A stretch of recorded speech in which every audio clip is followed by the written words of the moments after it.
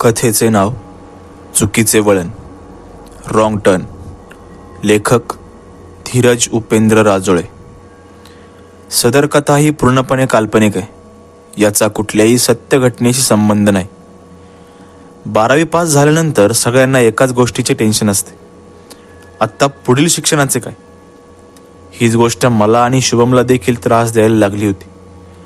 म्हणून आम्ही कॉलेज बघण्यासाठी व चौकशी करण्यासाठी नाशिकला आलो होतो. सगळीकडे चौकशी करून झाल्यानंतर आम्ही घरी जाण्यासाठी निघालो. येताना आम्ही पंचवटी मार्गे आलो होतो, परंतु जाताना नवीन रस्त्याने जाऊ असे मी शुभमला सुचवले. शुभ्या, जाताना आपण द्वारका उड्डाणपूल मार्गे जाऊयात. शुभम अगोदर नाही बोलला, परंतु मी त्याला आग्रह केला. शुभम तयार झाला. वेळ दुपारी 2 वाजेची असेल. हलका पाऊस सुरू होता. आम्ही उड्डाणपुलावर गाडी टाकली आणि काही अंतर पार केल्यानंतर अचानक शुभमचा गाडीवरचा ताबा सुटला आणि आमचा अपघात झाला. या अपघातात शुभमला जास्त दुखापत झाली होती, परंतु शुभमच्या तुलनेत मी गाडीहून जोरात पडलो होतो. आम्ही कसेबसे घरी पोहोचलो, परंतु मी अजूनही विचारात होतो. पण त्यावेळी मला 12वी नंतरच्या प्रवेश प्रक्रियेची जास्त काळजी होती, त्यामुळे मी नंतर त्या गोष्टीचा विचार करणं सोडून दिलं.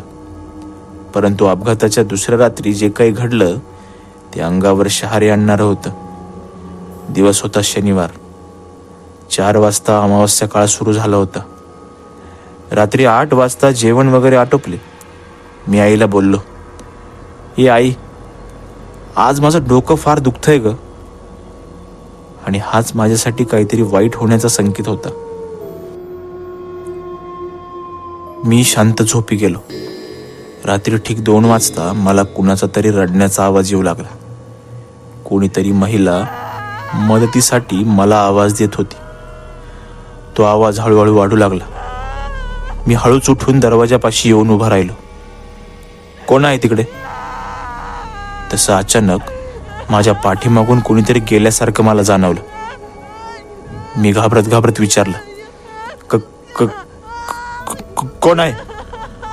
तसा आवाज आला, "दादा, माझी मदत करा.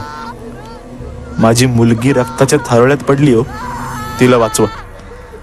नंतर जोरजोरात रडण्याचा आवाज येऊ लागला. तो आवाज इतका विचित्र होता की माझ्या कानाला तो असह्य वाटू लागला.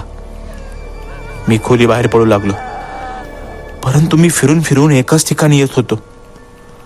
अचानक सगळीकडे शांतता झाली आणि माझ्यासमोर 3 काळ्या सावल्या येऊन उभ्या राहिल्या.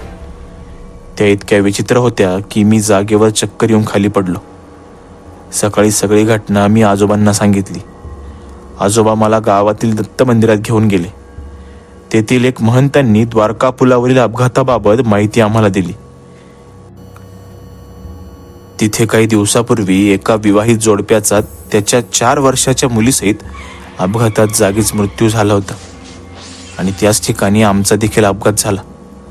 परंतु शुभम त्या जागेहून थोडा पुढे पडल्याने दुर्दैवाने त्याला या गोष्टीचा त्रास जाणवला नाही. त्यानंतर महंतांनी शांती यज्ञ करून त्या आत्म्यांना शांती मिळवून दिली. कथा आवडली असेल तर नक्की अभिप्राय कळवा. पुन्हा भेटूयात एका नवीन कथेसोबत. तोपर्यंत शुभरात्री.